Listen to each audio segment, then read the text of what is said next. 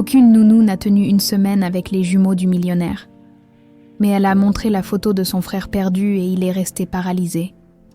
Le fracas de la porcelaine qui se brise contre le marbre résonna dans toute la villa Beaumont, suivi d'un cri perçant qui fit sursauter même les mouettes de la Côte d'Azur. Henri ferma les yeux, ses mains tremblant légèrement autour de sa tasse de café matinal. Encore une fois, la 17e nounou venait de claquer la porte, ses cheveux couverts de peinture rouge vif, laissant derrière elle un sillage de jurons provençaux qui auraient fait rougir un marin de Marseille. « Papa, papa !» Les voix d'Antoine et Victor résonnèrent dans l'escalier de marbre, leurs petits pieds nus martelant les marches avec la précision d'une fanfare militaire. À 6 ans, les jumeaux Beaumont avaient perfectionné l'art de transformer leur demeure de rêve en véritable champ de bataille, leurs cheveux blonds ébouriffés et leur sourire malicieux ne trompaient personne. Ces anges avaient des âmes de petits diables. « Qu'est-ce que vous avez encore fait ?» soupira Henri, mais il connaissait déjà la réponse. Depuis la mort de Cécile, 3 années auparavant, ses fils étaient devenus incontrôlables. Chaque nounou qui franchissait le seuil de leur villa se heurtait à une créativité destructrice qui dépassait l'entendement. Des grenouilles dans les lits au col industriel dans les cheveux, en passant par les pièges dignes de Kevin McAllister, les jumeaux avaient élevé la résistance passive au rang d'art moderne. « On a juste voulu lui faire une jolie coiffure », protesta Antoine. Ses yeux bleus pétillants de malice innocente. « Avec de la peinture », ajouta Victor, comme si cette précision justifiait parfaitement leur acte. Henri passa une main fatiguée dans ses cheveux bruns, observant ses fils avec un mélange d'exaspération et de tendresse désespérée. À 32 ans, ce chef d'entreprise qui dirigeait autrefois d'une main de fer l'empire familial des parfums Beaumont se sentait complètement démuni face à 2 garnements de 6 ans.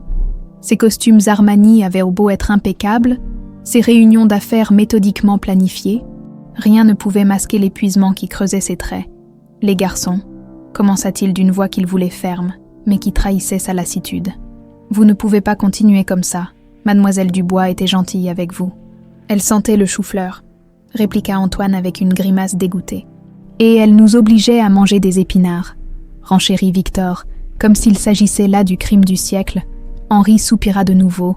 Depuis la disparition de Cécile dans cet accident de voiture sur la route de Nice, leur fils avait développé une résistance farouche à toute figure maternelle de substitution, comme s'ils pensaient qu'en repoussant chaque nounou, ils pouvaient préserver intact le souvenir de leur mère, empêcher quiconque de prendre sa place dans leur cœur meurtri. Le téléphone sonna, interrompant cette énième scène familiale.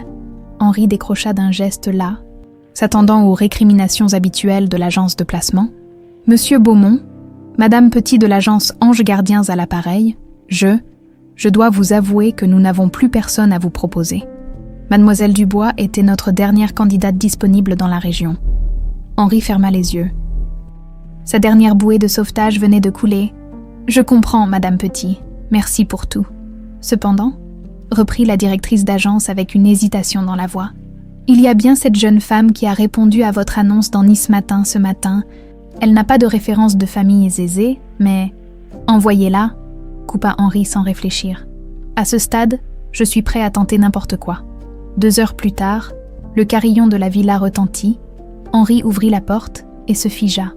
Devant lui se tenait une femme d'une 30aine d'années, aux cheveux châtains qui captaient la lumière méditerranéenne, avec des reflets dorés, mais ce qui le frappa immédiatement, ce furent ses yeux, des yeux noisettes d'une profondeur troublante, voilés d'une tristesse qu'il reconnut instantanément pour l'avoir lui-même portée pendant des mois. Cette femme avait souffert, elle aussi. « Monsieur Beaumont, je suis Sophie Laurent, nous avons rendez-vous pour le poste de gouvernante. » Sa voix était douce mais assurée, teintée d'un léger accent niçois qui réchauffait chaque syllabe. Elle portait une robe simple mais élégante, d'un bleu marine qui rappelait la Méditerranée au crépuscule. Ses gestes étaient mesurés, empreints d'une grâce naturelle qui contrastait avec l'agitation permanente qui régnait dans la maison. « Entrez, je vous prie », dit Henri, troublé par une impression de déjà-vu qu'il n'arrivait pas à s'expliquer. Ils s'installèrent dans le salon principal. Cette pièce aux baies vitrées donnant sur les jardins de lavande où Cécile aimait tant se promener. Sophie balaya la pièce du regard, et Henri eut la curieuse impression qu'elle gravait chaque détail dans sa mémoire. Vos références mentionnent uniquement des familles modestes de Nice, commença Henri, consultant le maigre dossier posé devant lui. C'est exact, répondit Sophie sans se troubler. J'ai grandi à l'orphelinat Saint-Pierre. J'ai appris très tôt à m'occuper des plus petits. Les enfants en difficulté. Surtout, il y avait quelque chose dans sa façon de prononcer ces derniers mots qui toucha Henri au cœur. Cette femme comprenait la douleur. Elle en portait les cicatrices invisibles. Mes fils sont particulièrement difficiles depuis la mort de leur mère, avoua-t-il, surpris par sa propre franchise. 17 nounous ont déjà renoncé. Monsieur Beaumont, dit Sophie en se penchant légèrement vers lui, ses yeux noisettes soudain très intenses. Les enfants ne sont jamais difficiles sans raison. Ils expriment simplement leur souffrance comme ils le peuvent. À cet instant précis, un vacarme épouvantable retentit à l'étage, suivi du bruit caractéristique d'objets qui dévalent un escalier. Henri bondit de son fauteuil, mais Sophie resta parfaitement calme, esquissant même un léger sourire. « Puis-je les rencontrer ?» demanda-t-elle simplement. Henri la conduisit au salon où Antoine et Victor avaient apparemment décidé de transformer le tapis persan hérité de grand-mère Beaumont en piste de course pour leur voiture miniature, non sans avoir préalablement vidé une boîte entière de céréales pour créer des obstacles naturels. « Les garçons, » dit Henri d'une voix que la colère commençait à teinter, « je vous présente Mademoiselle Laurent. » Sophie s'approcha des jumeaux sans précipitation, s'accroupit à leur hauteur et les observa un moment en silence. Antoine et Victor, habitués aux exclamations horrifiées de leur précédente nounou, furent déconcertés par ce calme olympien. « Vous savez, » dit finalement Sophie d'une voix douce. « Moi aussi, j'aimais beaucoup construire des circuits quand j'étais petite, mais j'avais découvert qu'avec des coussins, on pouvait faire des virages encore plus spectaculaires. » Les jumeaux échangèrent un regard surpris. Cette nouvelle venue ne criait pas, ne les grondait pas, ne menaçait pas de tout rapporter à leur père. Elle semblait, intéressée par leur création. Henri observa la scène, fasciné, pour la première fois depuis des mois. Ses fils ne montraient ni agressivité ni résistance face à une étrangère. « Très bien, mademoiselle Laurent, » dit-il impulsivement. « Vous êtes engagée. Vous pouvez commencer dès demain matin. » Sophie se releva, lui adressa un sourire qui illumina brièvement son visage mélancolique, et Henri eut de nouveau cette troublante impression de familiarité, comme si cette femme lui rappelait quelqu'un d'important, un souvenir enfoui quelque part dans les méandres de sa mémoire. « Merci, monsieur Beaumont. Je vous promets que vos fils et moi, nous allons très bien nous entendre. » Alors qu'elle se dirigeait vers la sortie, Henri ne put s'empêcher de remarquer la grâce particulière de sa démarche.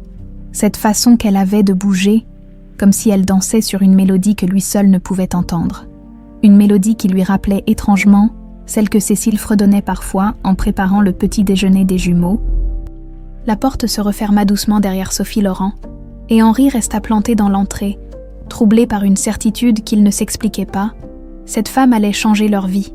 Il ne savait pas encore comment, ni pourquoi, mais quelque chose dans ses yeux noisettes lui disait que leur famille venait de prendre un tournant décisif. Dans le salon, Antoine et Victor continuèrent de jouer, mais pour la première fois depuis longtemps, leur rire n'avait rien de destructeur. Il résonnait presque. Normalement, le lendemain matin, Sophie Laurent franchit le portail de la Villa Beaumont à 8 heures précises. Son sac en bandoulière et une détermination tranquille dans le regard, le Mistral soufflait doucement dans les pins parasols, portant avec lui les senteurs de lavande et de romarin qui caractérisaient si bien la Côte d'Azur. Elle s'arrêta un instant devant la façade ocre de la demeure, admirant la façon dont la lumière matinale caressait les volets bleus délavés et faisait scintiller les tuiles provençales.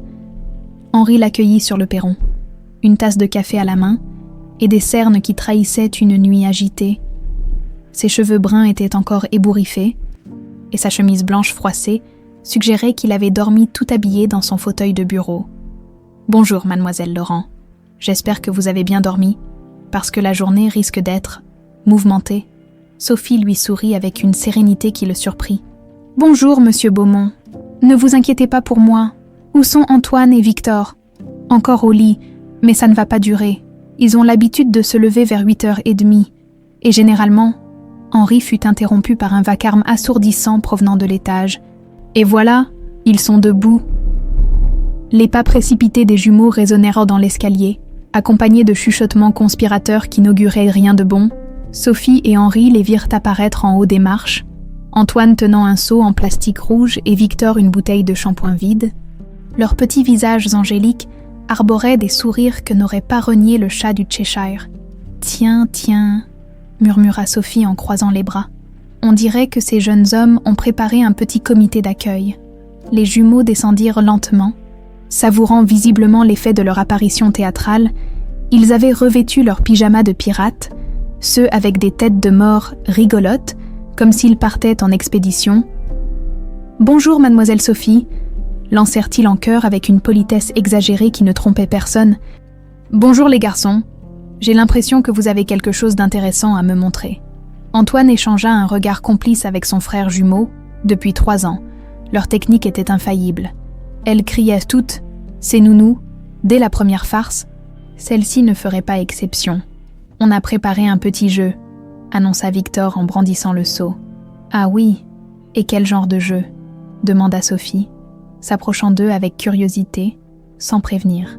Antoine renversa le contenu du seau sur les cheveux châtains de Sophie.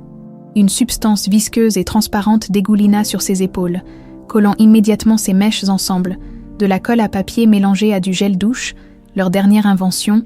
Henri ferma les yeux, se préparant aux cris de protestation habituels, mais le silence qui s'ensuivit le força à rouvrir les paupières. Sophie se tenait là, dégoulinante, observant calmement sa chevelure poisseuse. « dit-elle pensivement. « C'est un mélange intéressant. Colle Cléopâtre et gel douche à la menthe. Je me trompe. » Les jumeaux la fixèrent. Bouche bée, elle n'était ni en colère ni en larmes, ni en train de partir en courant. Pire encore, elle semblait presque amusée. « Comment vous avez deviné ?» demanda Antoine, déconcerté. « Oh, j'ai eu beaucoup de petits frères et sœurs à l'orphelinat. Croyez-moi, j'en ai vu de toutes les couleurs. » Sophie s'assit tranquillement sur les marches de l'escalier, ignorant complètement l'état de ses cheveux. « Maintenant, si vous voulez bien m'expliquer pourquoi vous faites ça. » Victor baissa les yeux, soudain moins sûr de lui. Les autres nounous, elles partent toujours après. Après quoi? Après nos bêtises, avoua Antoine dans un souffle. Papa, il est toujours triste quand maman elle reviendra pas. Et nous, on veut pas qu'une autre dame prenne sa place. Henri sentit sa gorge se serrer. Ses fils venaient d'exprimer en quelques mots la vérité qu'il n'osait s'avouer à lui-même. Sophie hocha doucement la tête, comme si cette révélation éclairait tout. « Je comprends. Vous protégez le souvenir de votre maman.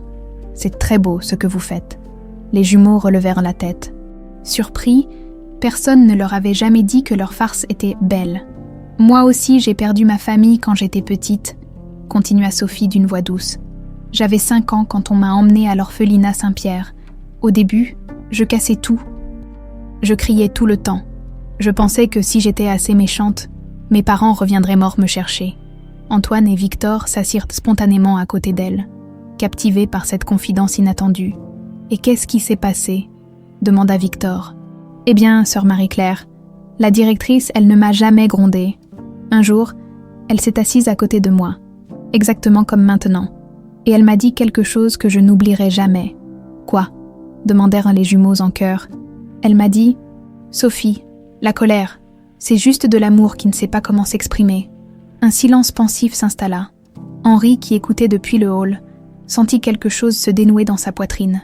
Cette femme venait de réussir en quelques minutes ce qu'aucune psychologue, aucun pédopsychiatre n'avait accompli en 3 ans, faire parler ses fils de leur douleur. « Vous allez rester ?» demanda Antoine d'une petite voix. Sophie sourit et ébouriffa tendrement les cheveux blonds du petit garçon. « Si vous voulez de moi… »« Oui, mais j'ai une condition. »« Laquelle ?» s'inquiéta Victor. « Il va falloir m'aider à me laver les cheveux. Cette colle, c'est du costaud. » Pour la première fois depuis la mort de Cécile, un rire cristallin résonna dans la villa Beaumont, puis un deuxième. Henri se figea. Ses fils riaient. Vraiment, pas ces ricanements malicieux qui accompagnaient leurs mauvais coups, mais des rires de bonheur, spontanés et libérateurs. 1 heure plus tard, dans la grande salle de bain à l'étage, Sophie se retrouva assise sur une chaise, entourée des jumeaux armés de flacons de shampoing et de démêlants. Ils s'activaient autour d'elle avec un sérieux de professionnels, déterminés à réparer leurs bêtises. « Mademoiselle Sophie », dit Antoine en versant précautionneusement de l'après-shampoing. « Vous connaissiez notre maman, La question prit Sophie au dépourvu. « Non, pourquoi ? Parce que vous faites les mêmes gestes qu'elle, » expliqua Victor en démêlant délicatement une mèche. Quand elle nous consolait, Sophie sentit une émotion inexplicable l'envahir. « Comment ça ? Elle nous touchait les cheveux comme ça !»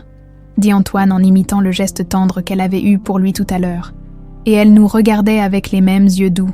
Elle nous chantait aussi une chanson, » ajouta Victor avec nostalgie. « Laquelle ?» Les jumeaux échangèrent un regard. Puis Antoine commença d'une voix fluette. « Fais dodo, Colin, mon petit frère. Fais dodo, t'auras du lolo. » Sans même réfléchir, Sophie enchaîna. « Maman est en haut qui fait des gâteaux. Papa est en bas qui fait du chocolat. » Les trois voix se mélangèrent dans la salle de bain carrelée, créant une harmonie parfaite.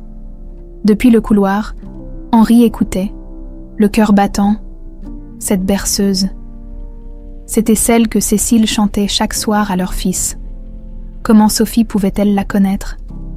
Quand la chanson s'acheva, un silence apaisé s'installa. Victor posa sa petite main sur l'épaule de Sophie. « Mademoiselle Sophie, est-ce que ça veut dire que maman, elle vous a envoyé ?» Sophie sentit les larmes lui monter aux yeux. Comment expliquer à un enfant de 6 ans que parfois, la vie nous offre exactement ce dont nous avons besoin au moment où nous en avons le plus besoin ? « Je ne sais pas, mon petit cœur, mais ce que je sais, c'est que je suis très heureuse d'être là avec vous. »« Nous aussi, » dit Antoine en la serrant dans ses petits bras. Henri s'éloigna discrètement, bouleversé. En une matinée, cette mystérieuse Sophie Laurent avait réussi à apaiser 3 ans de souffrance familiale. Mais ce qui le troublait le plus, c'était cette impression persistante de la connaître, cette familiarité inexplicable qui grandissait à chaque instant passé en sa compagnie. Il gagna son bureau et s'installa devant la fenêtre qui donnait sur les jardins. Pour la première fois depuis la mort de Cécile, la villa résonnait de nouveau de rires d'enfants, et au cœur de ces rires, la voix douce de Sophie Laurent tissait déjà sa magie réparatrice. Quelque chose lui disait que leur vie venait de basculer définitivement. Dans le bon sens, cette fois, 15 jours s'étaient écoulés depuis l'arrivée de Sophie Laurent, et la villa Beaumont semblait avoir retrouvé une âme. Les éclats de rire remplaçaient désormais les cris de colère, et les couloirs résonnaient de conversations animées plutôt que de courses-poursuites destructrices. Henri observait cette transformation avec un mélange de soulagement et d'étonnement qui confinait parfois à l'incrédulité. Ce matin-là, attablé dans la cuisine baignée de soleil méditerranéen, il regardait Sophie préparer le petit déjeuner des jumeaux. Ses gestes étaient d'une fluidité remarquable, comme si elle avait toujours évolué dans cette cuisine. Elle savait instinctivement où trouver la confiture d'abricot que préférait Antoine, connaissait la façon précise dont Victor aimait ses tartines découpées en triangles. Et n'avais-tu besoin que d'une journée pour mémoriser que les garçons ne supportaient pas que le beurre touche la confiture ? Comment tu sais qu'Antoine il aime pas le lait trop froid ? Demanda Victor en regardant Sophie tiédir légèrement le bol de son frère. Je le vois à sa petite grimace quand c'est trop frais, répondit Sophie en souriant. Et puis, moi non plus j'aimais pas ça quand j'étais petite. Henri fronça les sourcils. Cécile aussi avait cette intuition avec leur fils, cette capacité à anticiper leurs besoins avant même qu'ils les expriment. Mais Cécile était leur mère. Comment une étrangère pouvait-elle développer si rapidement cette connaissance intime ? Mademoiselle Sophie, dit Antoine en croquant dans sa tartine. Pourquoi vous savez toujours tout ce qu'on aime ? Sophie marqua une pause, comme si cette question la prenait elle-même au dépourvu. Je ne sais pas, mon cœur. Peut-être parce que vous me rappelez les petits de l'orphelinat. Mais Henri la vit rougir légèrement, et il eut l'impression qu'elle ne disait pas toute la vérité. Il y avait quelque chose d'autre, quelque chose qu'elle-même ne comprenait pas complètement. L'après-midi, Henri travaillait dans son bureau, quand il fut distrait par les voix qui montèrent du jardin. Par la fenêtre, il aperçut Sophie assise sous le grand olivier centenaire, un album photo sur les genoux, les jumeaux collés contre elle. Cette image le figea. C'était exactement à cet endroit que Cécile s'installait pour raconter des histoires aux garçons. Intrigué, il descendit discrètement et s'approcha sans se faire remarquer. « C'est qui, cette dame ?» demandait Victor en montrant une photo. Henri reconnut la voix émue de Sophie. « C'est votre grand-mère Beaumont. Elle ressemblait beaucoup à votre papa quand il était petit. Comment vous le savez ?» s'étonna Antoine. Sophie sembla hésiter. On dirait que j'ai déjà vu cette photo quelque part. Henri sentit un frisson le parcourir. Cette photo de sa mère dans l'album familial. Sophie ne pouvait pas l'avoir vue ailleurs. Il s'agissait d'un portrait inédit. Pris par son père lors de leur lune de miel en Toscane, bien avant sa naissance. « Mademoiselle Sophie ?» reprit Victor. « Vous connaissez cette chanson que maman elle nous chantait, celle du petit oiseau ?» Sans hésiter, Sophie entonna d'une voix douce. « Petit oiseau d'or et d'argent, ta mère t'appelle au firmament. »« C'est exactement ça !» s'exclama Antoine, ravi. « Mais comment vous la connaissez ? Maman, elle disait que c'était une chanson de sa famille, à elle. » Henri se figea, cette berceuse. Cécile la tenait effectivement de sa grand-mère maternelle. Elle n'existait dans aucun recueil, ne se transmettait que de bouche à oreille, dans la famille de sa défunte épouse. Comment Sophie pouvait-elle la connaître ? J'ai dû la prendre quelque part, bafouilla Sophie, visiblement troublée elle aussi. Peut-être que quelqu'un me l'a chantée quand j'étais petite, mais Henri voyait bien qu'elle-même ne comprenait pas. Il y avait dans ses yeux cette même perplexité qu'il ressentait lui-même face à ces coïncidences troublantes. Le soir venu, après avoir couché les jumeaux, Henri rejoignit Sophie sur la terrasse qui dominait la baie de Cannes. Les lumières de la croisette scintillaient au loin, comme des diamants éparpillés sur du velours noir. « Sophie », commença-t-il, utilisant son prénom pour la première fois. « Puis-je vous poser une question indiscrète ?» Elle se tourna vers lui, ses yeux noisettes reflétant les étoiles. « Bien sûr. Ces derniers jours, j'ai remarqué des choses étranges. Vous semblez connaître instinctivement les habitudes de mes fils. Vous chantez des chansons que seule ma femme connaissait. Vous reconnaissez des photos de famille. » Henri chercha ses mots. « Avez-vous déjà vécu dans cette région ? Votre famille avait-elle des liens avec la nôtre ?» Sophie fronça les sourcils, fouillant visiblement dans sa mémoire. « Non, je ne pense pas. Mes seuls souvenirs commencent à l'orphelinat Saint-Pierre, à 5 ans, avant ça. » Elle haussa les épaules avec une tristesse résignée. « Avant ça, c'est le vide total. Les sœurs m'ont dit qu'on m'avait trouvée errante dans le parc de la colline du château.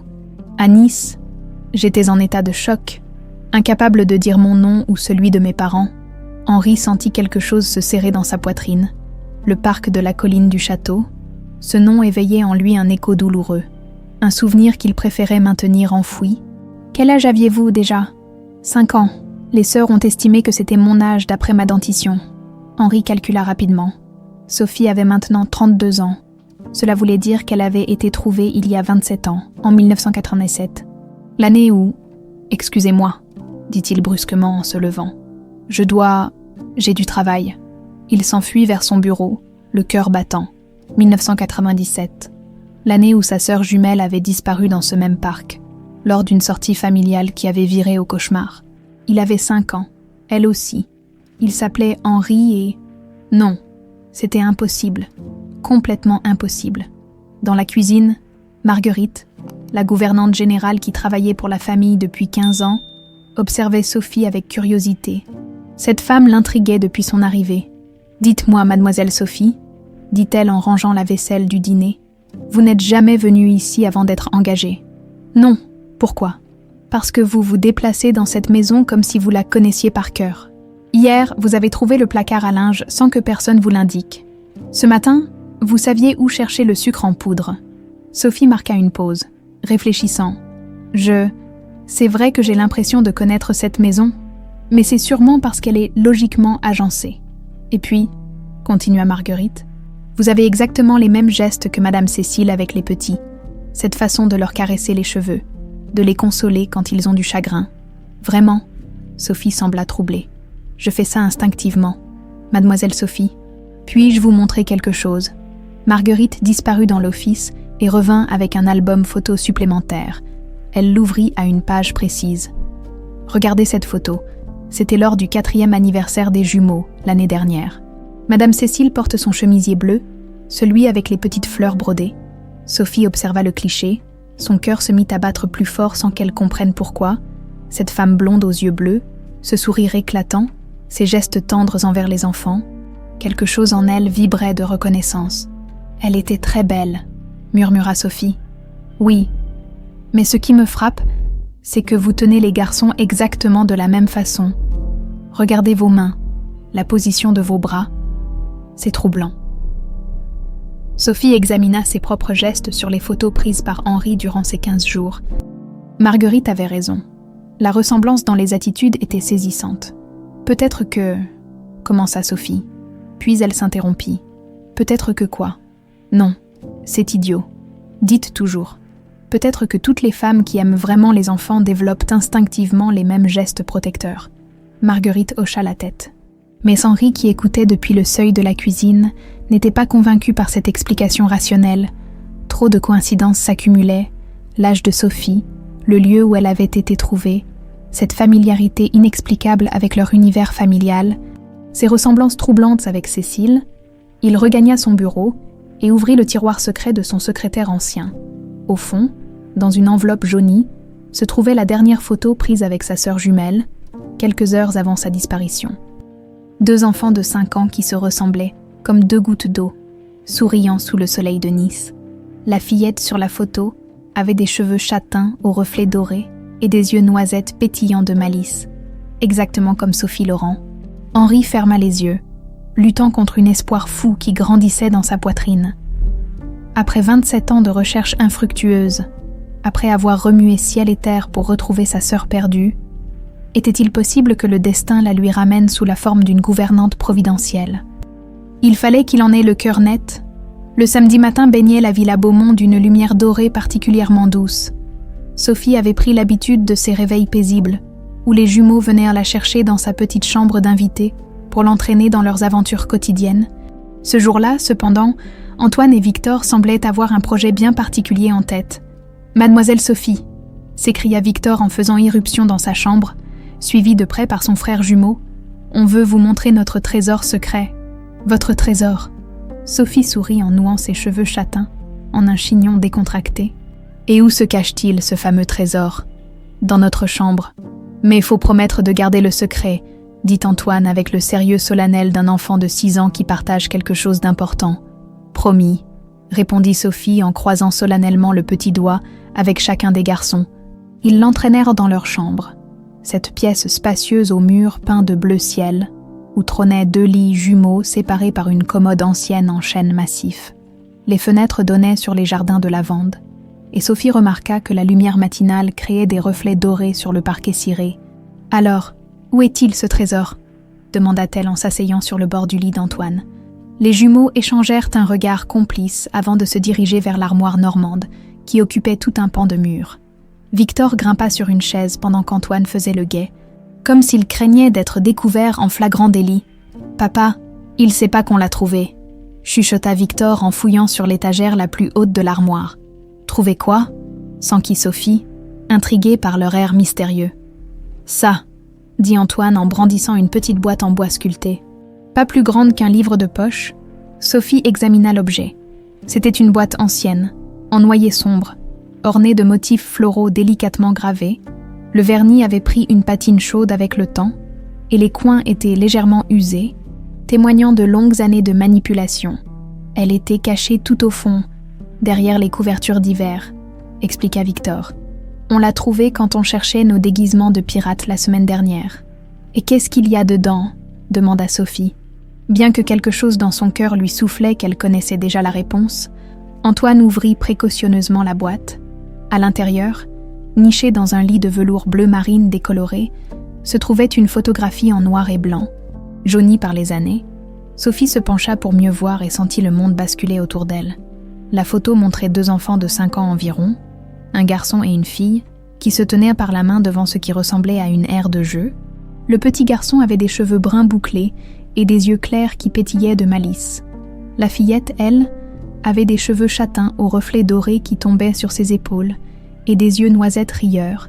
Ils portaient tous 2 des vêtements d'été, lui un short bleu et un t-shirt rayé, elle une petite robe à fleurs jaunes. Mais ce qui coupa le souffle à Sophie, c'était le décor, derrière les enfants. Elle reconnaissait parfaitement les pins parasols caractéristiques et la vue sur la baie de Nice. C'était le parc de la colline du château. Elle en était absolument certaine. « Vous la connaissez, cette photo ?» demanda Victor, remarquant l'expression figée de Sophie. Sophie ne pouvait plus parler. Ses mains tremblaient légèrement, tandis qu'elle fixait ce cliché qui éveillait en elle des échos lointains, des fragments de souvenirs qu'elle croyait perdus à jamais.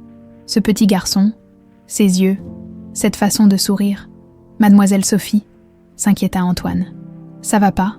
À cet instant précis, des pas résonnèrent dans l'escalier. Henri montait, probablement pour chercher les garçons pour le déjeuner. Sophie entendit sa voix qui se rapprochait. « Les garçons, vous êtes où? Le déjeuner est prêt. »« On est là, papa !» cria Victor. Henri apparut sur le seuil de la chambre, détendu et souriant. Il portait un polo blanc qui mettait en valeur son teint hâlé par le soleil méditerranéen, et ses cheveux bruns étaient encore humides de la douche. « Alors, qu'est-ce que vous fabriquez, tous les trois ?» demanda-t-il en s'avançant dans la pièce. Son regard tomba sur Sophie, toujours figée, la photo à la main. L'expression décontractée de Henri se mua instantanément en stupéfaction absolue. Il blêmit, ses jambes vacillèrent, et il dut s'appuyer au chambranle de la porte pour ne pas tomber. « Où avez-vous trouvé ça ?» balbutia-t-il d'une voix étranglée. « Dans l'armoire, papa », répondit innocemment Antoine. « C'est notre trésor secret. » Mais Henri ne les écoutait plus. Il fixait la photographie avec une expression d'incrédulité totale, comme s'il voyait un fantôme. Ses yeux allèrent de la photo au visage de Sophie, puis revenaient à la photo, dans un va-et-vient frénétique qui trahissait une agitation extrême. « Monsieur Beaumont », murmura Sophie, inquiète de le voir dans cet état. « Vous vous sentez bien ?» Henri s'approcha lentement, la main tendue vers la photographie. Quand ses doigts effleurèrent le papier glacé, il trembla comme s'il avait reçu une décharge électrique. Cette photo, sa voix n'était plus qu'un souffle. Cette photo était dans mon portefeuille. On me l'a volée il y a 2 ans, lors d'un voyage d'affaires à Marseille. Je l'avais toujours gardée sur moi, depuis l'accident. « L'accident », répéta Sophie, bien qu'une part d'elle-même redoutât la réponse. Henri leva vers elle des yeux embués de larmes. Cette petite fille sur la photo, c'était ma sœur jumelle. Sophie, le prénom résonna dans la pièce comme un coup de tonnerre. Sophie sentit ses jambes se dérober sous elle et dut s'asseoir sur le lit pour ne pas s'effondrer. Votre sœur. Elle a disparu quand nous avions 5 ans. Nos parents nous avaient emmenés pique-niquer au parc de la colline du château. À Nice, Sophie a lâché ma main pour courir après un papillon. Henri ferma les yeux, revivant visiblement ce traumatisme ancien.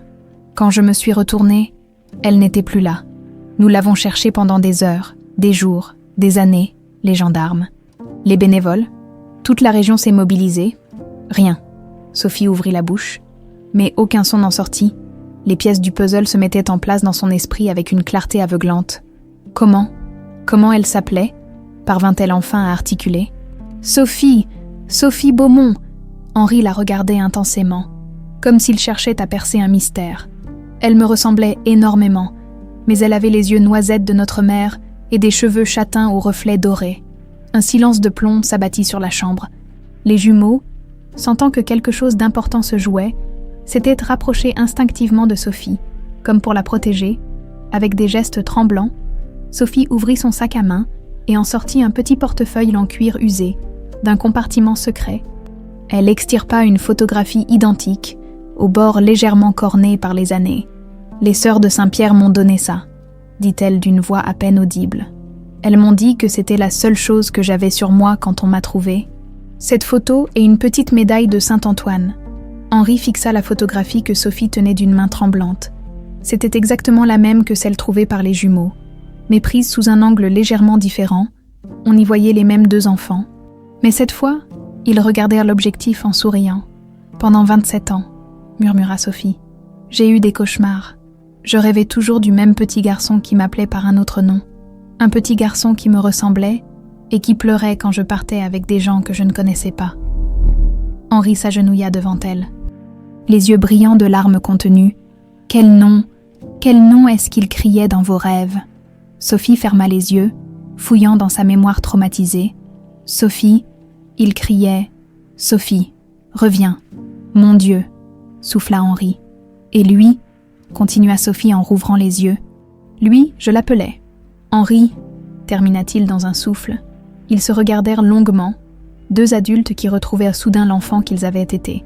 2 moitiés d'un même tout que le destin venait de réunir après presque 3 décennies de séparation.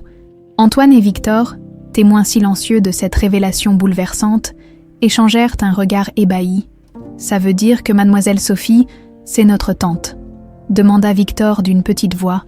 Henri ne quittait pas Sophie des yeux, cherchant dans ses traits d'adulte les contours de la fillette perdue qu'il avait cherchée toute sa vie. « Oui, dit-il finalement, la voix brisée par l'émotion. Je crois que mademoiselle Sophie est ma petite sœur.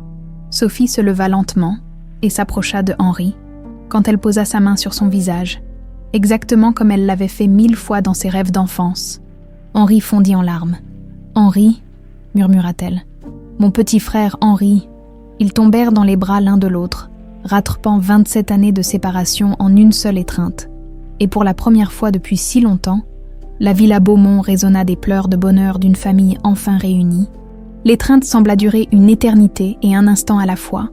Henri serrait sa sœur retrouvée contre lui avec la force du désespoir, comme s'il craignait qu'elle ne s'évapore de nouveau.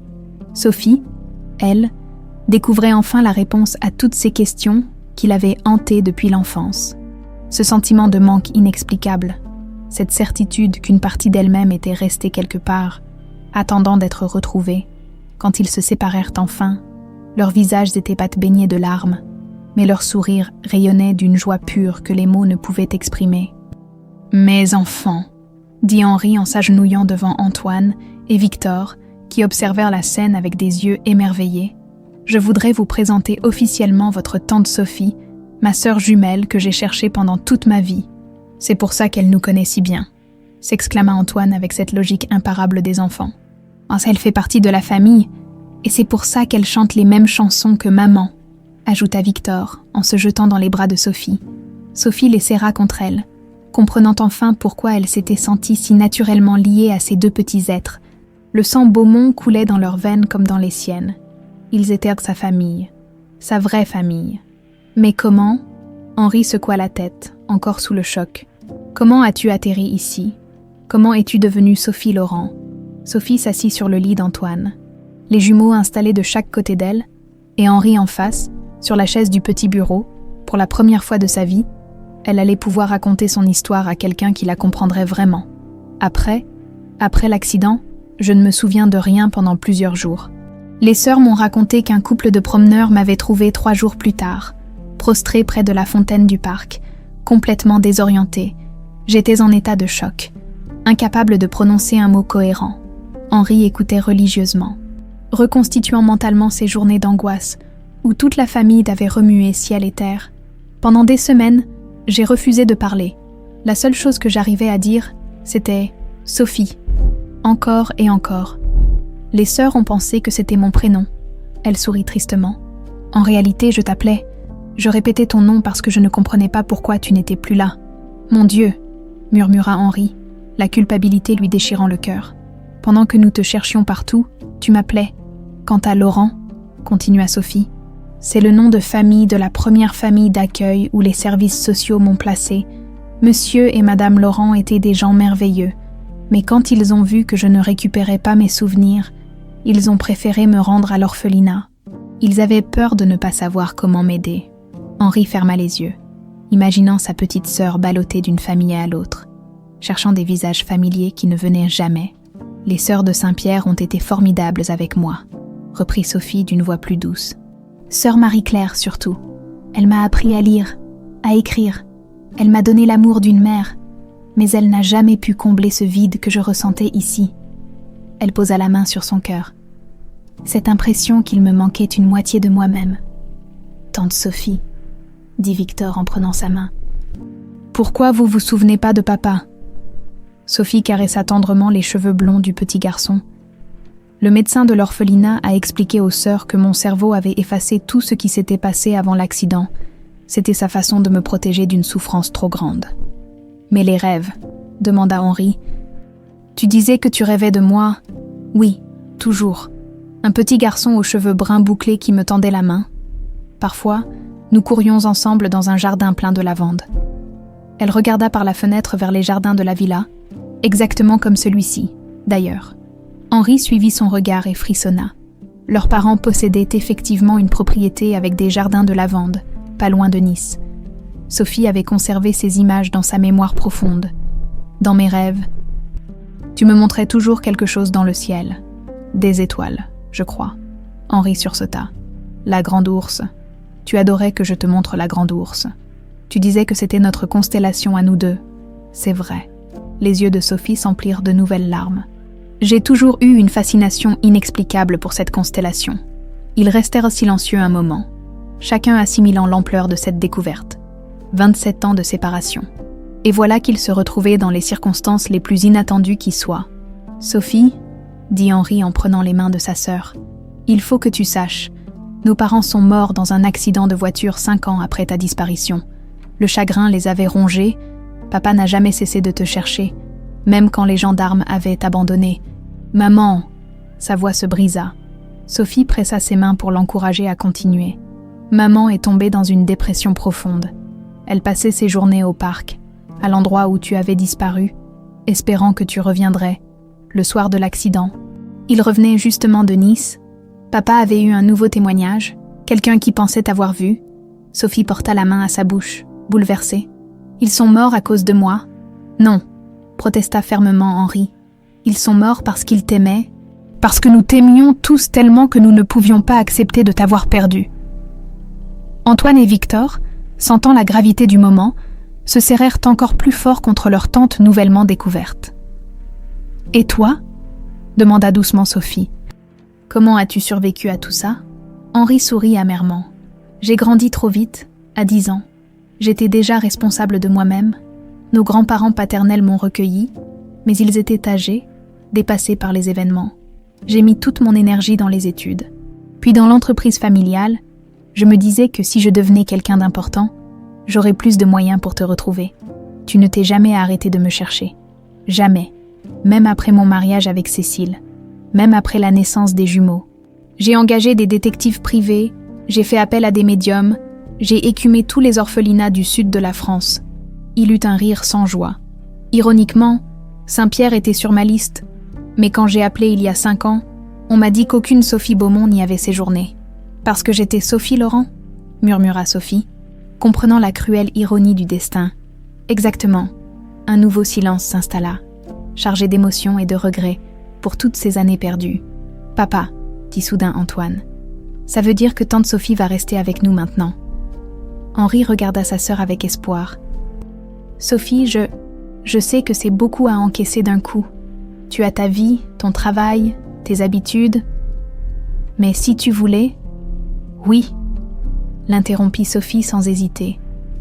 Oui, je veux rester. Je veux rattraper toutes ces années perdues. Je veux apprendre à être ta sœur. Et leur tante, elle embrassa le front des jumeaux. C'est pour ça que je me suis sentie si bien ici dès le premier jour. C'était comme rentrer chez moi. Tu étais chez toi, dit Henri, ému. Tu as toujours été chez toi ici. Victor leva la main comme un élève à l'école. Moi, j'ai une question importante. Laquelle, mon cœur ? Demanda Sophie. Est-ce qu'on peut appeler Mémé et Pépé pour leur dire qu'on a retrouvé tante Sophie ? Henri éclata de rire à travers ses larmes. Nos grands-parents sont morts quand tu avais 3 ans. Victor ? Mais je suis sûre qu'ils auraient été fous de joie. Et maintenant ? Dit Antoine avec le pragmatisme de l'enfance. Est-ce qu'on peut aller manger ? Parce que moi, toutes ces émotions, ça me donne faim. Sophie et Henri rirent de bon cœur. Cette tension libératrice qui suit les grands chocs émotionnels, excellente idée, dit Henri en se levant. Nous allons fêter ça dignement, Sophie. J'espère que tu aimes le champagne, parce que je vais sortir ma meilleure bouteille.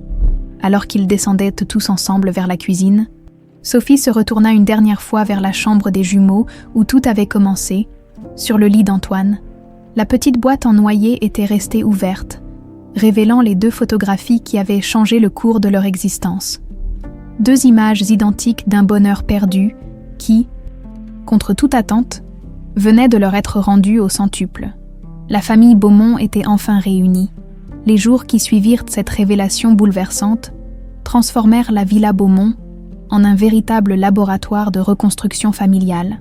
Sophie avait officiellement quitté son petit appartement de Nice pour s'installer dans la chambre d'amis qui donnait sur les jardins de lavande.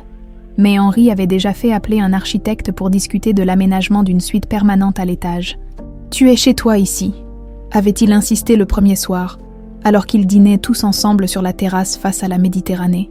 Cette maison a toujours été autant la tienne que la mienne. Sophie découvrait chaque jour de nouveaux fragments de son identité retrouvée.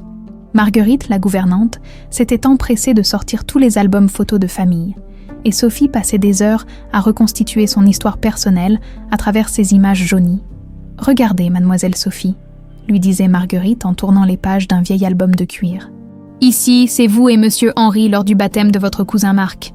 Vous aviez 4 ans. » Sophie étudiait religieusement chaque cliché, cherchant dans ses visages d'enfant les clés de sa mémoire perdue. Parfois, un éclair de reconnaissance traversait ses yeux noisettes, comme si une porte se rouvrait brièvement dans son esprit. « Cette dame-là, avec la robe à fleurs ?» dit-elle en montrant une femme élégante sur une photo de mariage. « J'ai l'impression de la connaître. C'est votre tante Mathilde, la sœur de votre mère. Elle habitait Antibes. Vous l'adoriez parce qu'elle vous apportait toujours des pralines roses. » Sophie sourit, une lueur nostalgique dans le regard. « Les pralines roses, ça je m'en souviens.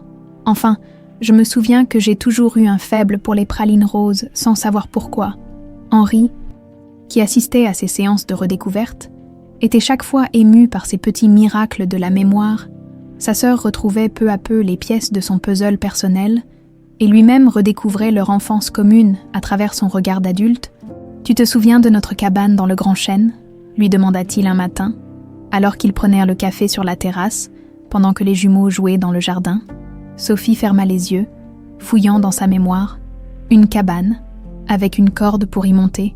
Exactement. Papa l'avait construite pour nos 4 ans. Tu avais peur de grimper à la corde, alors je montais toujours en premier pour te montrer que c'était sans danger. Mon grand frère protecteur, murmura Sophie avec tendresse. De 3 minutes. Tu ne ratais jamais une occasion de me rappeler que tu étais née 3 minutes après moi. Ces conversations aidèrent Sophie à reconstituer son identité, mais elle soignait aussi les blessures de Henri. Pour la première fois depuis la disparition de sa sœur, ils pouvaient enfin parler de leur enfance sans que cela lui déchire le cœur. Les jumeaux, eux, avaient adopté leur tante avec un enthousiasme débordant. Ils la suivaient partout dans la maison, réclamant des histoires sur l'époque où papa était petit, posant 1000 questions sur la vie à l'orphelinat, transformant Sophie en véritable encyclopédie familiale ambulante. « Tante Sophie ?» demanda Victor un après-midi alors qu'il se promenait dans les jardins. « Pourquoi papa il a les cheveux bouclés et vous les cheveux raides ? Parce que papa ressemble à grand-papa Beaumont et moi je ressemble à grand-maman », expliqua Sophie en caressant les boucles dorées de son neveu. Dans une famille, les enfants peuvent hériter de différentes caractéristiques de leurs parents. Et nous ? On ressemble à qui ? demanda Antoine. Sophie observa attentivement les visages des jumeaux. Vous avez les yeux de votre papa, mais la forme du visage et la couleur des cheveux de votre maman et votre sourire ? Elle sourit en les regardant. Votre sourire, c'est tout à fait celui de grand-maman Beaumont. Henri, qui écoutait depuis la terrasse, sentit son cœur se réchauffer. Sophie avait cette capacité naturelle à tisser des liens entre les générations, à faire vivre l'histoire familiale à travers ses récits et ses observations. Le soir, quand les jumeaux étaient couchés, frères et sœurs s'installaient dans le salon et poursuivaient inlassablement leur travail de reconstruction. Henri racontait leur enfance depuis son point de vue, Sophie partageait ses souvenirs de l'orphelinat et ses interrogations d'adulte. « Tu sais ce qui m'a toujours troublée » dit Sophie un soir en sirotant une tisane de tilleul. « J'ai toujours eu cette manie de compter les objets par paires, de couverts, de serviettes, de verres, comme si j'attendais toujours quelqu'un. Nous faisions tout ensemble, » répondit Henri, ému. Même nos parents avaient du mal à nous séparer. Nous avions développé notre propre langage, nos propres rituels. C'est peut-être pour ça que j'ai eu tant de mal à m'attacher vraiment à quelqu'un d'autre. Il me manquait toujours cette complicité particulière. Henri hocha la tête. Moi, c'est le contraire. Je me suis mariée très jeune avec Cécile parce que j'avais désespérément besoin de recréer cette intimité familiale. Mais même avec elle, même avec les garçons, il y avait toujours ce vide. Et maintenant ? demanda doucement Sophie. Maintenant, pour la première fois depuis 27 ans, je me sens complet. Sophie posa sa main sur celle de son frère. Moi aussi. Ces moments d'intimité fraternelle retrouvés étaient entrecoupés de démarches plus pratiques. Henri avait contacté un avocat spécialisé dans les questions d'état civil pour régulariser la situation de Sophie. Il fallait reconstituer son identité légale, récupérer son vrai nom, mettre à jour tous ses papiers. Sophie Beaumont, dit-elle en essayant ses syllabes sur sa langue. Ça sonne étrangement familier et exotique à la fois. Tu peux garder Laurent si tu préfères, proposa Henri. Après tout, c'est le nom sous lequel tu as vécu toute ta vie d'adulte. Non, répondit Sophie avec fermeté. Je veux retrouver mon vrai nom, je veux être officiellement ta sœur et la tante d'Antoine et Victor. » Henri avait aussi pris contact avec l'orphelinat Saint-Pierre pour récupérer le dossier de Sophie. Sœur Marie-Claire, maintenant âgée mais toujours lucide, avait pleuré de joie au téléphone en apprenant la nouvelle. Cette petite avait quelque chose de spécial, avait-elle confié à Henri. Une force intérieure remarquable, mais aussi une tristesse si profonde. Nous avions toujours espéré qu'elle retrouverait sa famille un jour. L'entreprise familiale, les parfums Beaumont, commençait aussi à bénéficier de cette transformation personnelle de Henri. Plus serein, moins rongé par cette quête perpétuelle qui l'habitait depuis l'enfance. Il retrouvait sa concentration et sa créativité. « Tu devrais venir visiter les laboratoires », proposa-t-il à Sophie. « Après tout, tu es héritière de l'entreprise familiale au même titre que moi. »« Je ne connais rien aux parfums », protesta Sophie. « Tu as grandi dans la région des fleurs. Tu as un instinct naturel pour les jardins. Et surtout, tu as le nez Beaumont. Le nez Beaumont. Teste-moi, » dit Henri en se dirigeant vers sa collection personnelle d'essence. Il revint avec plusieurs flacons opaques. « Sentez-moi ça. » Sophie huma délicatement le premier flacon. « Jasmin de Grasse, récolté à l'aube. » Henri arqua un sourcil, surpris par la précision de la réponse. « Et celui-ci ? Rose de mai, mais pas de première qualité. Elle a été cueillie trop tard dans la saison. » « Et ça ?» Sophie ferma les yeux, se concentrant. « Lavande vraie du plateau de Valençol, très pure. » Henri la regardait avec admiration. « Tu as le don, Sophie, exactement comme notre grand-père qui a fondé l'entreprise. Vraiment, les parfums Beaumont, c'est une affaire de famille depuis 4 générations, et maintenant que tu es de retour, elle peut continuer. » Cette perspective excitait Sophie plus qu'elle ne voulait l'admettre. Après des années à enchaîner les emplois de gouvernante sans vraiment s'épanouir, l'idée de découvrir un talent hérité de ses ancêtres la passionnait. « On pourrait commencer doucement », proposa Henri. « Tu pourrais m'accompagner lors de mes visites chez les producteurs, apprendre les bases. »« J'aimerais beaucoup », répondit Sophie, les yeux brillants d'enthousiasme. Le soir même, alors qu'ils regardaient les étoiles depuis la terrasse, Sophie leva les yeux vers le ciel étoilé. « Henri, montre-moi notre constellation. » Henri sourit et pointa le doigt vers le nord. « Là, tu vois ces 7 étoiles qui forment une casserole. Oui, c'est la grande ours, et cette étoile-là, la plus brillante de la queue, nous l'appelions l'étoile Sophie. » Sophie contempla le ciel avec émerveillement, pour la première fois de sa vie. Les étoiles lui semblaient familières, comme si elles l'accueillaient enfin chez elle, dans leurs lits respectifs. Les jumeaux dormaient paisiblement. Bercés par les rires et les conversations de leur père et de leur tante qui se découvraient mutuellement, la villa Beaumont avait retrouvé son âme, et avec elle, l'espoir d'un avenir enfin apaisé. 3 semaines s'étaient écoulées depuis la révélation qui avait bouleversé la famille Beaumont. Sophie s'était parfaitement intégrée dans la routine quotidienne de la villa, apportant une sérénité nouvelle qui se ressentait jusque dans les moindres détails. Les jumeaux n'avaient plus fait une seule bêtise depuis qu'ils avaient compris que leur tante ne partirait pas. Et Henri rayonnait d'un bonheur qu'il n'avait pas connu depuis la mort de Cécile. Ce samedi matin-là, Sophie avait décidé de s'attaquer au grand ménage de printemps de la chambre principale. Henri, parti en déplacement professionnel à Grasse pour rencontrer des producteurs de roses, lui avait donné carte blanche pour réorganiser l'espace comme elle l'entendait. « Cette pièce a besoin d'air frais », avait-elle dit aux jumeaux qui l'aidaient avec enthousiasme. « Votre papa garde trop de souvenirs qui le rendent triste. » Antoine et Victor approuvaient en hochant vigoureusement la tête. Ils avaient remarqué que leur père évitait souvent cette chambre. Préférant dormir dans le bureau adjacent les soirs où la mélancolie le submergeait, Sophie ouvrit grandes les fenêtres donnant sur la Méditerranée, laissant la brise marine chasser les dernières traces de chagrin qui semblaient imprégnées dans les murs. Elle avait commencé par trier les vêtements de Cécile, mettant de côté dans des housses protectrices les plus beaux ensembles que les jumeaux pourraient un jour montrer à leurs propres enfants. « Tante Sophie, regardez !» cria Victor depuis le dressing. « Il y a une boîte tout au fond. » Sophie s'approcha et découvrit effectivement une boîte à chaussures dissimulée derrière une pile de pulls en cachemire. Elle était décorée de tissus fleuris et fermée par un ruban de satin bleu ciel. Visiblement arrangée avec soin par Cécile elle-même. « Qu'est-ce qu'il y a dedans ?» demanda Antoine, la curiosité pétillant dans ses yeux bleus. Sophie souleva délicatement le couvercle.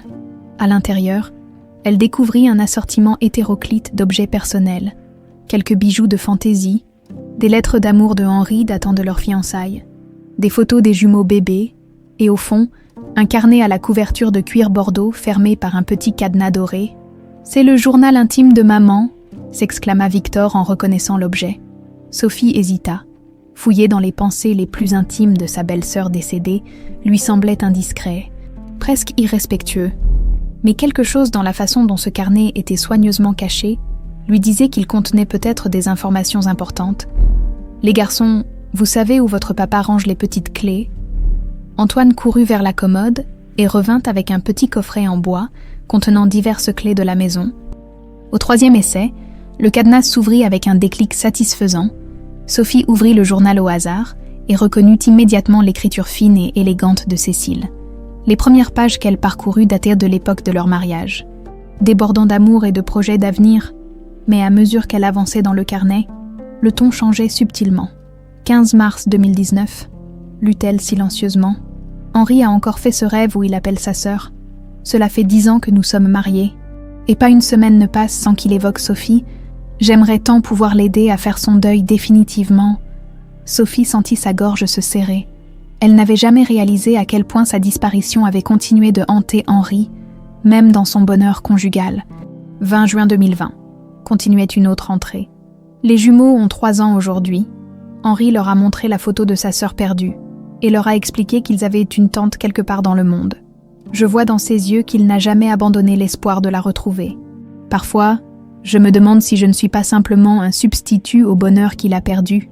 Les yeux de Sophie s'embuèrent, pauvre Cécile, qui avait dû vivre dans l'ombre d'un fantôme sans jamais se plaindre ouvertement. « Qu'est-ce qu'elle dit, maman ?» demanda Victor en voyant l'émotion de sa tante. « Elle parle de votre papa, et de beaucoup d'amour, » répondit Sophie en refermant momentanément le carnet. Elle continua sa lecture, sautant plusieurs pages, quand soudain ses yeux tombèrent sur une entrée qui la figea complètement. 3 novembre 2021. Était-il écrit d'une écriture plus fébrile que d'habitude ? « J'ai pris une décision importante. J'ai contacté l'inspecteur Alain Mercier, ce détective privé spécialisé dans les personnes disparues. Je veux offrir à Henri le plus beau cadeau de sa vie. Retrouver sa sœur Sophie, notre 5e anniversaire de mariage approche, et je rêve de voir son visage quand il la reverra. » Sophie porta la main à sa bouche, saisie d'un pressentiment terrible. 10 novembre 2021. Poursuivait l'écriture de plus en plus nerveuse. L'inspecteur Mercier pense avoir une piste sérieuse, une jeune femme du bon âge, aux caractéristiques physiques correspondantes, qui vit à Nice et travaille comme gouvernante. Il va enquêter discrètement sur son passé.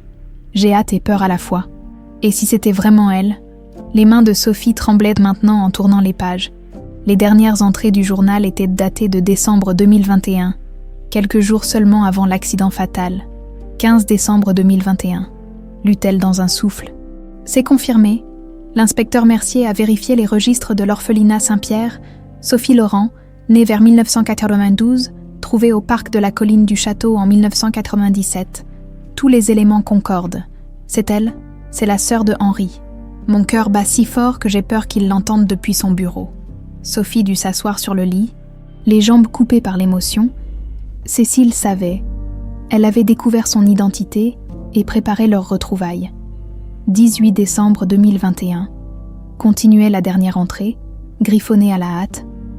Demain, je pars pour Nice. L'inspecteur Mercier a organisé un rendez-vous avec la directrice actuelle de Saint-Pierre pour récupérer le dossier complet de Sophie. Je veux avoir tous les éléments en main avant de révéler la vérité à Henri. Ce sera notre surprise d'anniversaire de mariage le 22 décembre. J'imagine déjà sa tête quand je lui dirai « Chérie, j'ai retrouvé ta sœur ». L'écriture s'arrêtait là, le 19 décembre 2021. Cécile avait trouvé la mort sur la route de Nice. Sophie ferma le journal, bouleversée. Cécile était morte en essayant de réunir les jumeaux Beaumont. Elle avait sacrifié sa vie pour offrir à son mari le bonheur de retrouver sa sœur perdue. « Tante Sophie, pourquoi vous pleurez ?» demanda Antoine en s'approchant d'elle. Sophie attira les 2 garçons contre elle, les serrant fort.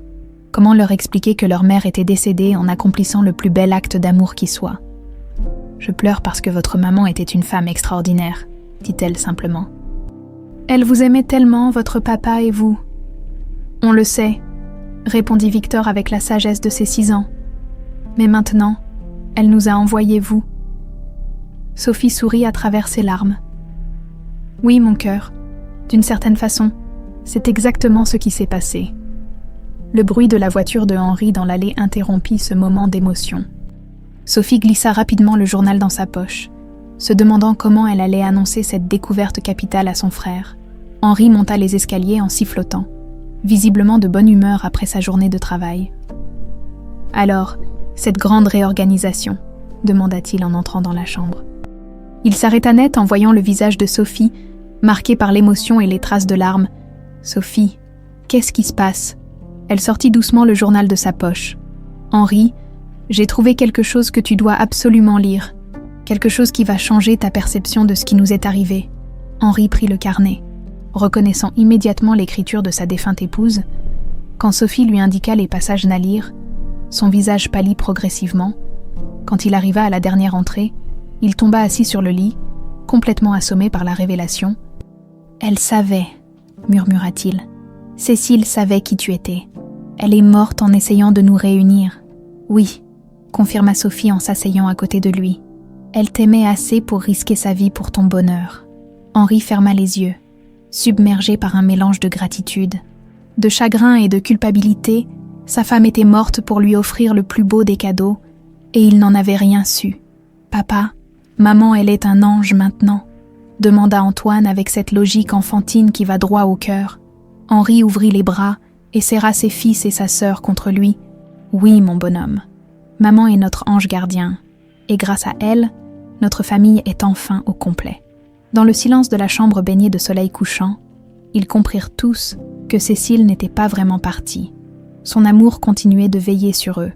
À travers ce miracle qu'elle avait orchestré de son vivant et qui s'accomplissait maintenant, le lendemain de la découverte du journal de Cécile, Henri n'avait pas fermé l'œil de la nuit. Il était resté sur la terrasse jusqu'à l'aube, relisant inlassablement les dernières pages du carnet de sa défunte épouse. Essayant d'assimiler l'ampleur de ce qu'elle avait entrepris pour lui, Sophie l'avait rejoint vers 6 heures du matin, portant 2 tasses de café fumant et cette expression de compréhension silencieuse qui les unissait depuis leur retrouvaille. « Tu as réussi à dormir ?» demanda-t-elle en s'installant à côté de lui sur la balancelle en fer forgé. « Pas une minute. » Henri prit la tasse qu'elle lui tendait, ses mains tremblant légèrement. « Sophie, il faut que nous en sachions plus, ce détective privé. Cet inspecteur Mercier, il doit avoir des réponses. Tu veux le retrouver ? Je dois le retrouver. J'ai besoin de comprendre exactement ce qui s'est passé, comment Cécile t'a découverte, pourquoi elle ne m'a rien dit, et surtout, sa voix se brisa. Je dois savoir si elle serait encore vivante si elle ne s'était pas lancée dans cette quête. » Sophie posa une main réconfortante sur l'épaule de son frère.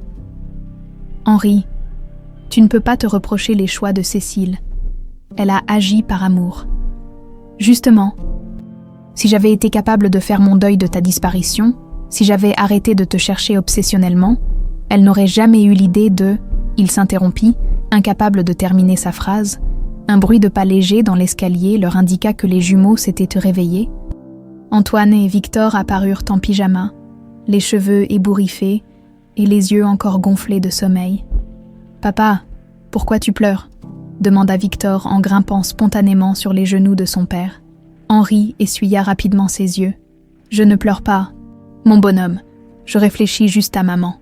Nous aussi on pense à maman, » dit Antoine en se blottissant contre Sophie. Mais maintenant qu'on sait qu'elle nous a envoyé tante Sophie, on est moins triste. Cette sagesse enfantine toucha Henri au cœur. Ses fils avaient intégré naturellement l'idée que leur mère continuait de veiller sur eux à travers la présence de Sophie. Après le petit déjeuner, Henri s'enferma dans son bureau pour entreprendre des recherches sur l'inspecteur Alain Mercier. Il ne lui fallut qu'1 heure pour retrouver sa trace. L'homme dirigeait toujours son cabinet de détective privé à Cannes, spécialisé dans les affaires familiales et les personnes disparues. Le téléphone sonna 3 fois avant qu'une voix grave et professionnelle ne réponde. « Cabinet Mercier, bonjour. Monsieur Mercier. » Henri Beaumont à l'appareil. « Je pense que vous avez connu ma femme, Cécile Beaumont. » Un long silence s'installa à l'autre bout de la ligne. « Monsieur Beaumont, » reprit finalement la voix, chargée d'émotion. « J'espérais ce coup de téléphone depuis 3 ans. Pouvons-nous nous rencontrer ? J'ai beaucoup de choses à vous expliquer. » 2 heures plus tard, Henri et Sophie, était assis dans le bureau feutré de l'inspecteur Mercier, situé dans une rue tranquille du Vieux Cannes. L'homme qui leur faisait face était un quinquagénaire aux tempes grisonnantes, au regard intelligent mais hanté par une culpabilité manifeste. « Monsieur Beaumont, mademoiselle Laurent », commença-t-il après les avoir installés confortablement. « Ou devrais-je dire, mademoiselle Beaumont, maintenant que la vérité a éclaté, vous savez donc ce qui s'est passé ?» demanda Henri. « J'ai suivi l'affaire dans les journaux locaux, les retrouvailles miraculeuses des jumeaux Beaumont, titré Nice Matin la semaine dernière. » Mercier ouvrit un dossier épais posé devant lui. « Ce que je ne comprends pas, c'est comment vous vous êtes retrouvés sans mon intervention. » Sophie et Henri échangèrent un regard. « C'est justement pour ça que nous sommes là, » dit Henri. « Nous avons découvert le journal intime de ma femme. Nous savons qu'elle vous avait engagé, mais nous ignorons les détails. » L'inspecteur hocha la tête gravement. « Votre épouse m'a contacté en novembre 2021. Elle m'a expliqué votre histoire, la disparition de votre sœur jumelle, et son désir de vous offrir les retrouvailles comme cadeau d'anniversaire de mariage. » Il sortit plusieurs documents du dossier. J'ai commencé par recouper les témoignages de l'époque, avec les registres des orphelinats de la région. Saint-Pierre était effectivement sur ma liste prioritaire, car plusieurs éléments correspondaient: l'âge, le lieu de découverte, la période. « Et vous avez trouvé Sophie rapidement ?» demanda Henri. « Plus rapidement que je ne l'espérais. Les registres mentionnaient une fillette trouvée le 22 avril 1997 au parc de la colline du Château. Âgée d'environ 5 ans, en état de choc post-traumatique, le nom Sophie Laurent m'avait intrigué. Pourquoi Laurent et pas Sophie tout court? Sophie écoutait religieusement, découvrant les rouages de l'enquête qui avait scellé son destin. J'ai interrogé sœur Marie-Claire, qui se souvenait parfaitement de vous, mademoiselle. Elle m'a confirmé que vous répétiez sans cesse le nom Sophie pendant vos premiers mois à l'orphelinat et que vous sembliez chercher constamment quelqu'un. Vous étiez donc certain que c'était moi ? Demanda Sophie. À 90%, j'avais votre adresse actuelle, votre lieu de travail, même des photos récentes que j'avais prises discrètement. Mercier sembla soudain mal à l'aise. Madame Beaumont était folle de joie quand je lui ai communiqué ces informations le 15 décembre. Et ensuite, pressa Henri. Ensuite, elle a insisté pour venir avec moi récupérer votre dossier complet à l'orphelinat. Elle voulait avoir tous les détails en main avant de vous faire la surprise. La voix de Mercier se brisa légèrement. Nous avions rendez-vous le 19 décembre à Saint-Pierre. Elle devait me retrouver là-bas à 14h. Henri serra les poings. L'accident a eu lieu vers 13h30 sur la corniche, entre Cannes et Nice. Je sais. Mercier baissa la tête. J'ai attendu jusqu'à 16h. Quand elle n'est pas venue et qu'elle ne répondait pas au téléphone, j'ai appelé votre domicile. Marguerite m'a appris la terrible nouvelle. Un lourd silence s'abattit sur le bureau. Sophie imagina Cécile, excitée et nerveuse, se rendant à ce rendez-vous qui devait changer leur vie, sans savoir qu'elle ne rentrerait jamais chez elle. « Monsieur Mercier ?» dit doucement Sophie. « Pourquoi n'avez-vous pas contacté Henri après l'accident? Vous saviez que j'étais sa sœur. » L'inspecteur leva vers elle des yeux remplis de remords. « Parce que j'ai pensé que c'était ma faute, si je n'avais pas accepté cette mission. » Madame Beaumont ne serait jamais partie pour Nice ce jour-là. Comment pouvais-je vous annoncer que j'avais retrouvé votre sœur au prix de la vie de votre épouse? Henri se leva brusquement et se dirigea vers la fenêtre, tentant de maîtriser ses émotions. « Pendant 3 ans, continua Mercier, j'ai gardé votre dossier dans mon coffre, mademoiselle Beaumont. Je ne savais pas quoi en faire. J'avais votre adresse. Je savais que vous existiez, mais je n'arrivais pas à franchir le pas. Et le journal dans l'annuaire? Demanda Sophie. Henri m'a dit qu'il avait trouvé mon annonce de gouvernante dans Nice Matin. Mercier rougit légèrement. C'était moi. Il y a 3 mois, j'ai appris que vous cherchiez du travail par une connaissance commune. J'ai su que monsieur Beaumont avait des difficultés avec les gardes d'enfants pour ses fils. Alors Il hésita. J'ai déposé ce numéro de Nice Matin avec votre annonce encerclée devant votre porte, en espérant que vous feriez le rapprochement. Henri se retourna stupéfait. Vous avez orchestré notre rencontre. Disons que j'ai facilité le hasard. Je me disais que si vous vous rencontriez naturellement, peut-être que la vérité émergerait d'elle-même, sans que j'aie besoin d'être le porteur d'une nouvelle qui risquait de raviver votre douleur. Sophie se leva et s'approcha de l'inspecteur. « Monsieur Mercier, vous nous avez réunis. Grâce à vous, Henri a retrouvé sa sœur et ses fils ont une tante qui les aime. Comment pourrions-nous vous en vouloir? Mais Madame Beaumont, Cécile a fait son choix par amour, l'interrompit Henri en revenant vers eux.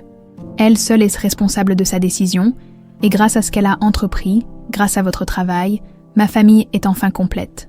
Mercier sortit une enveloppe épaisse du dossier. Voici tout ce que j'avais rassemblé sur vous, mademoiselle Beaumont. Votre dossier médical de l'orphelinat, les témoignages de l'époque, les photos, tout ce que madame Beaumont voulait récupérer ce jour-là. Sophie prit l'enveloppe avec émotion. Merci.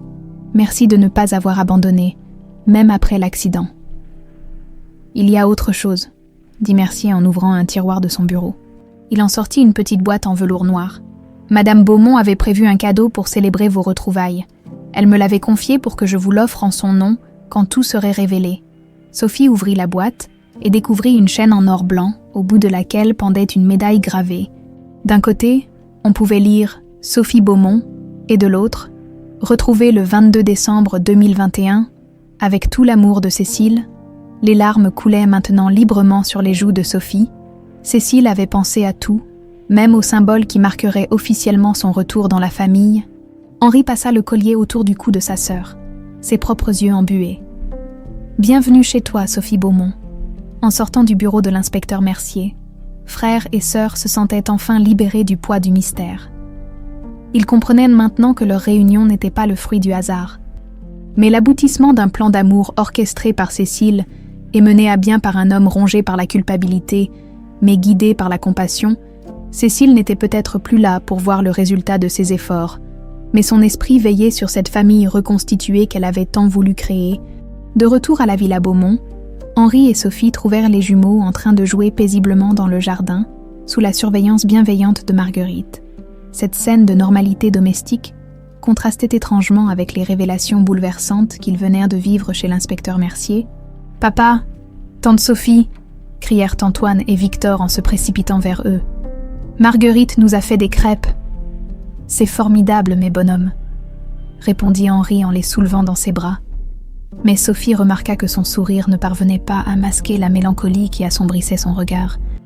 Marguerite s'approcha, essuyant ses mains sur son tablier fleuri. « Comment s'est passé votre rendez-vous ?»« Éclairant », répondit simplement Sophie, en touchant machinalement la médaille que Cécile avait fait graver pour elle. « Nous en savons maintenant beaucoup plus sur les circonstances de nos retrouvailles. » Henri s'installa sur la terrasse.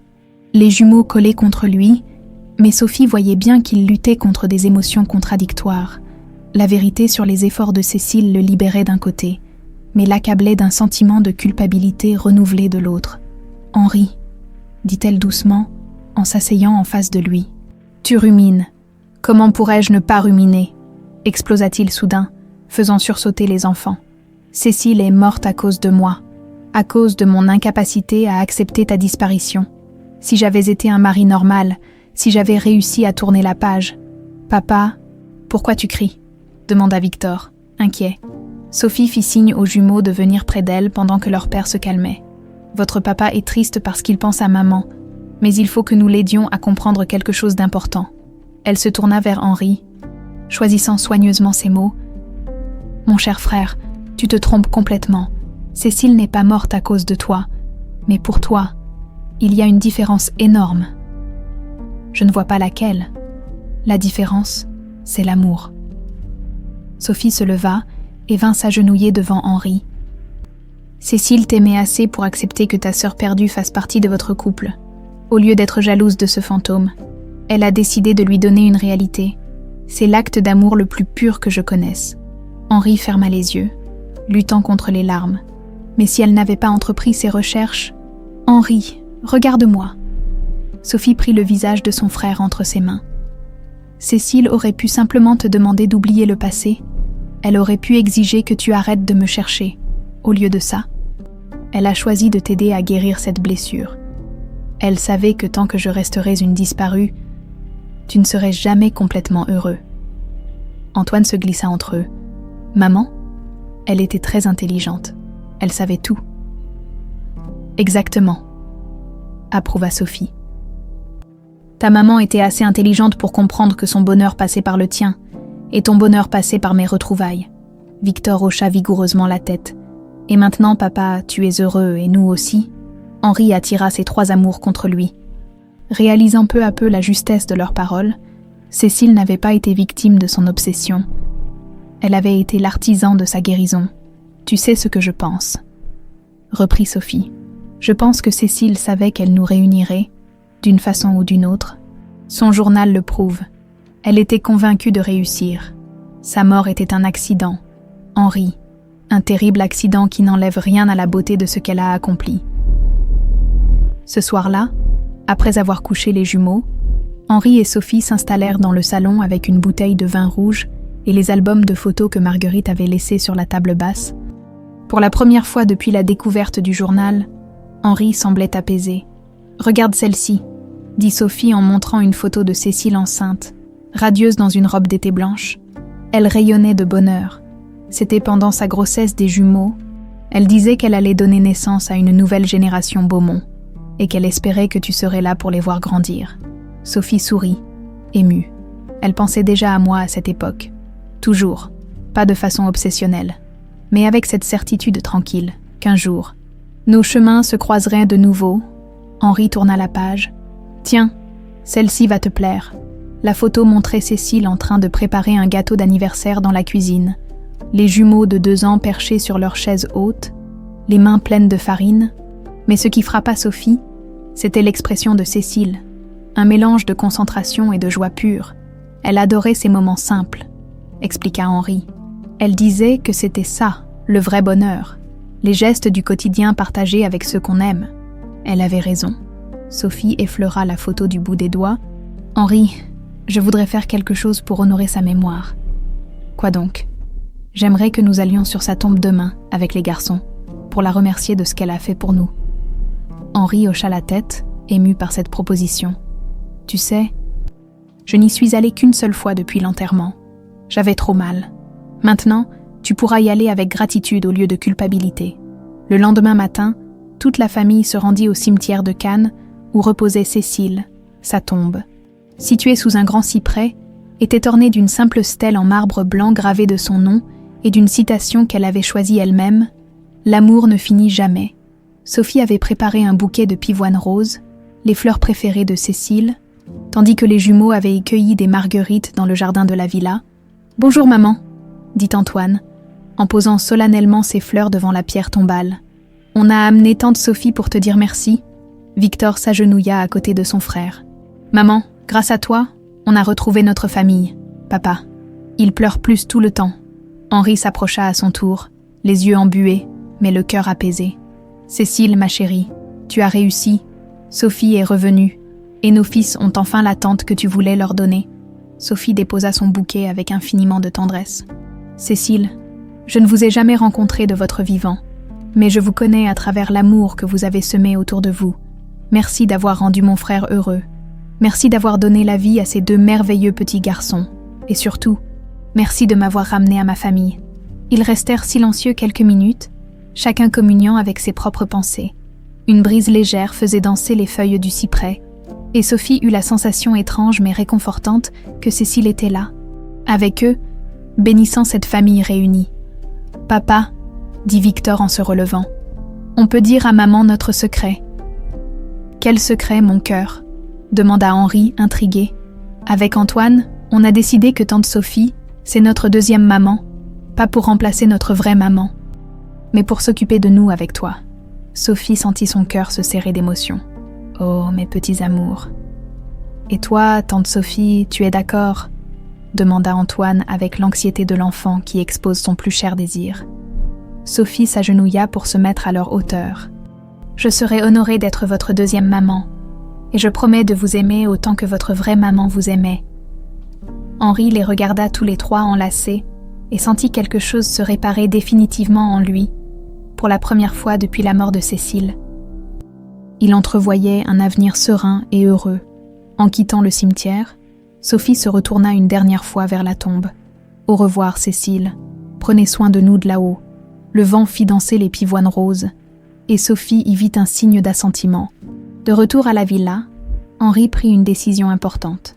Il décrocha le téléphone et appela son avocat. « Maître Dubois, Henri Beaumont, j'aimerais officialiser l'adoption de ma sœur Sophie par notre famille et lui donner sa part d'héritage dans l'entreprise. » « Oui, vous avez bien entendu, ma sœur. C'est une longue histoire.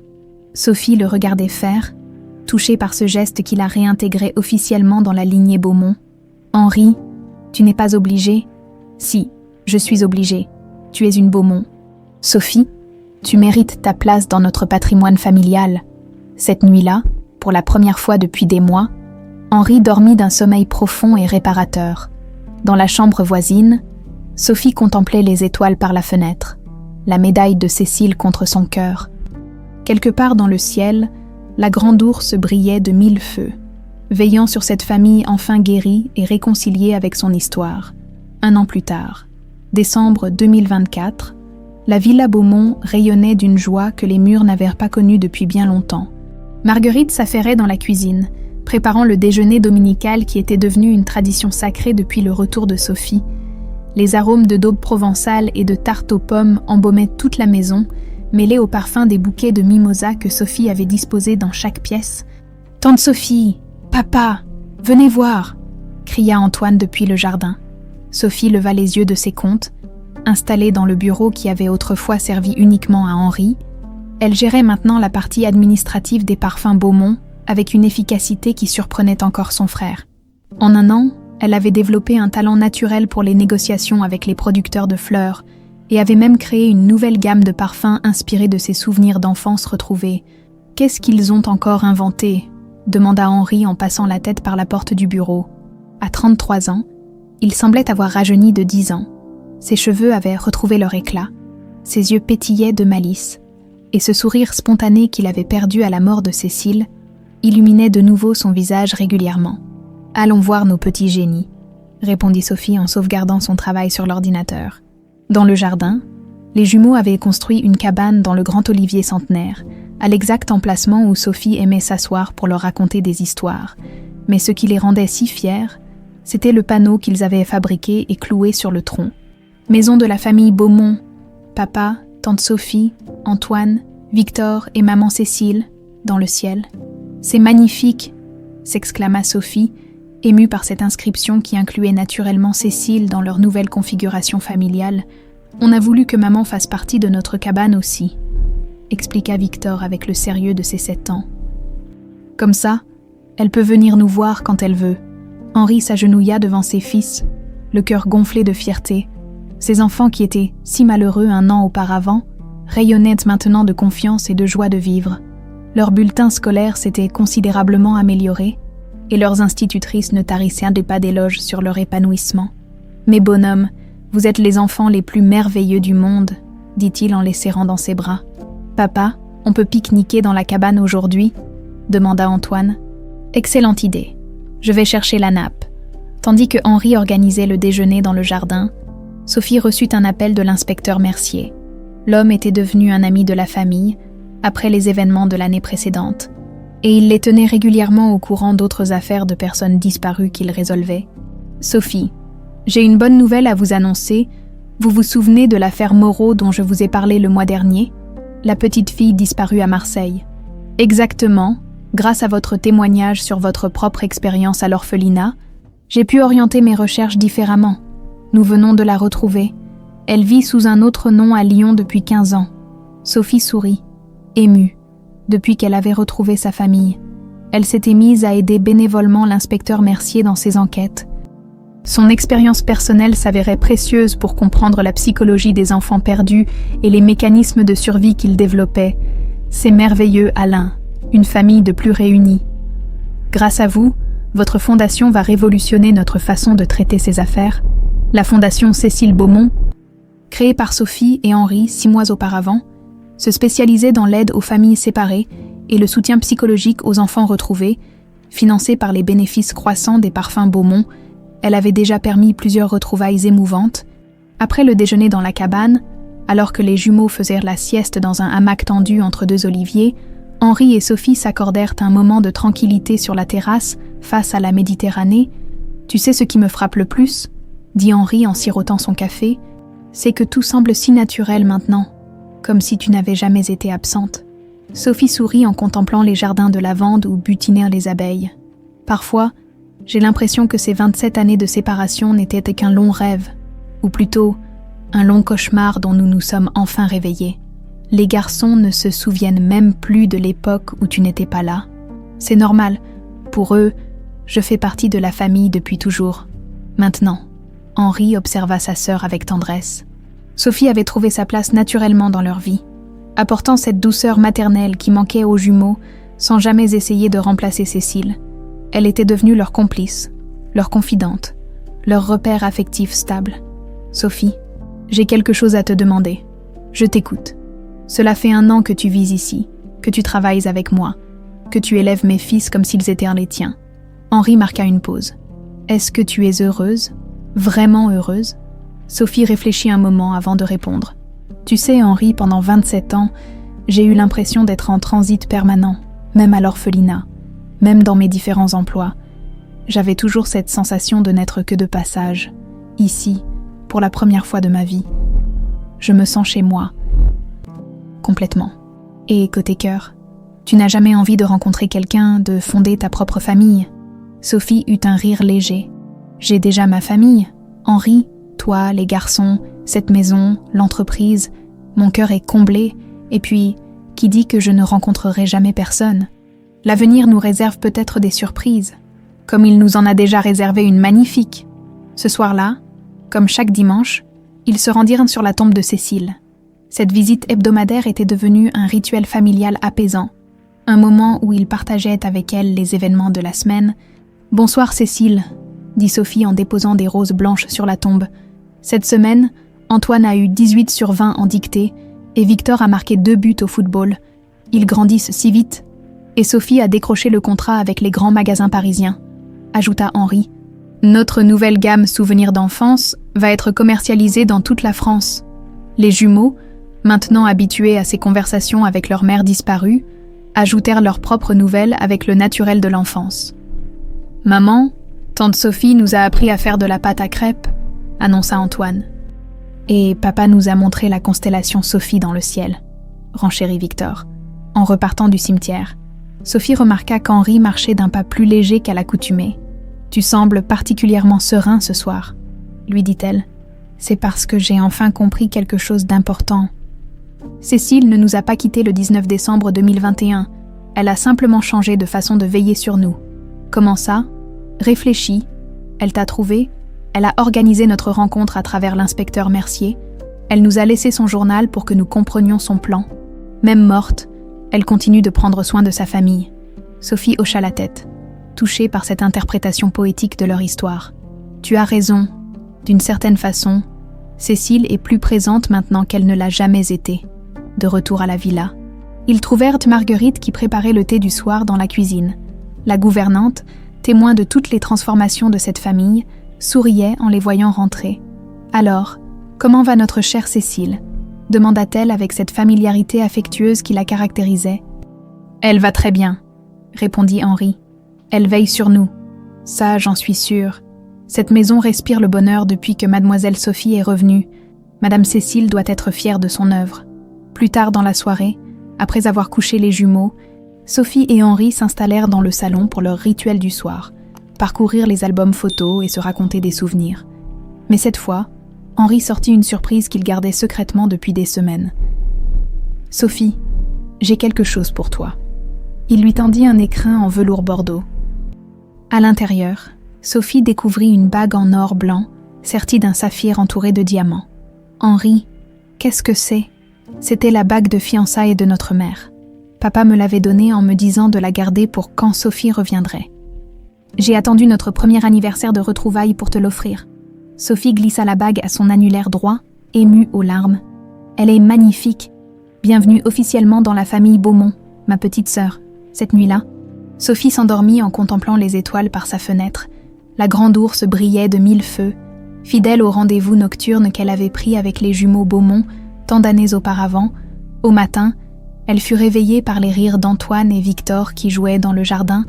Ces sons de bonheur qui résonnaient dans toute la villa étaient la plus belle récompense qu'elle pouvait imaginer.